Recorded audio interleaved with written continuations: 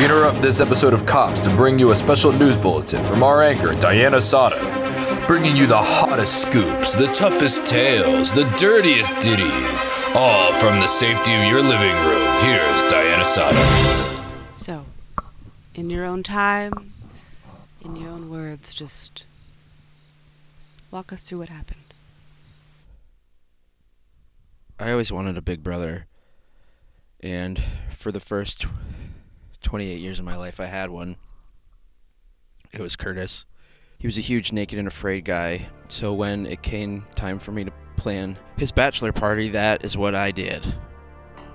I brought Naked and Afraid to him. It wasn't typical. You didn't go to Tijuana and get smashed. I took his car keys, his clothes without him knowing. I took his medicine without him knowing. I replaced all the water with whiskey without him knowing. And I told all emergency personnel in the area to not respond to any calls. Because I wanted to give him the full experience. But he went so hardcore with it. He went so real. And then when I came back 9 days later, he was dead. And they said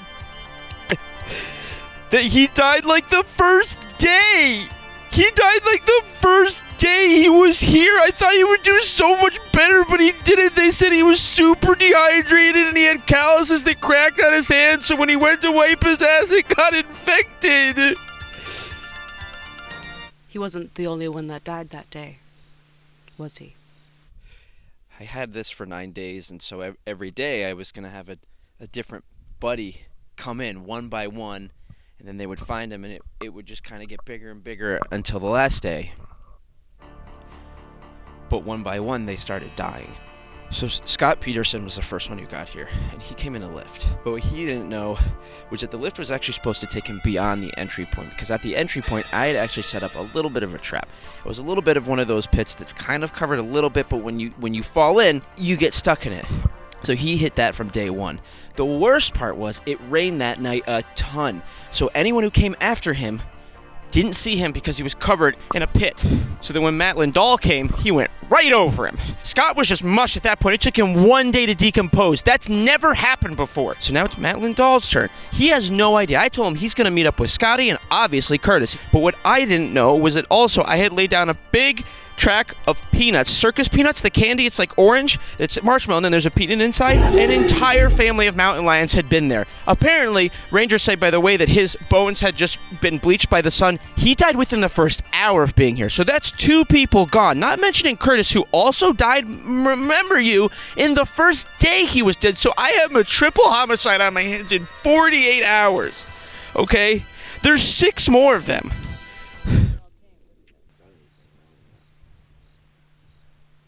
And what's your favorite Taco Bell taco? What? What is your favorite Taco Bell taco? After having watched 9 people die, do I have to f***ing answer this? Baja blast me, daddy. I may have just f***ing incriminated myself, and then I'm being asked what my favorite f***ing Mexican taco chain is. First of all, I don't even prefer it. I prefer Del Taco to all that shit. $25,000. It's f***ing insult. We know you have student loans.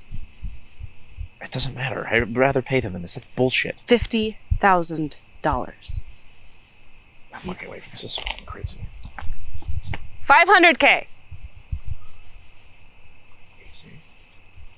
To just say that you like Taco Bell. That's all you have to say. Without question, my favorite taco is regular crunchy beef with extra cheese.